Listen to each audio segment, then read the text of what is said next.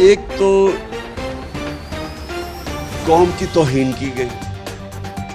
کہ ہمیں اس طرح سمجھا گیا کہ ہم بھیڑ بکریاں ہیں کہ کسی کو بھی ان کے اوپر مسلط کر دو تو قوم چپ کر کے بھیڑ بکریوں کی طرح قبول کر لے گی. اور اس کے بعد صرف یہی نہیں کہ ہماری گورنمنٹ ہٹائی گئی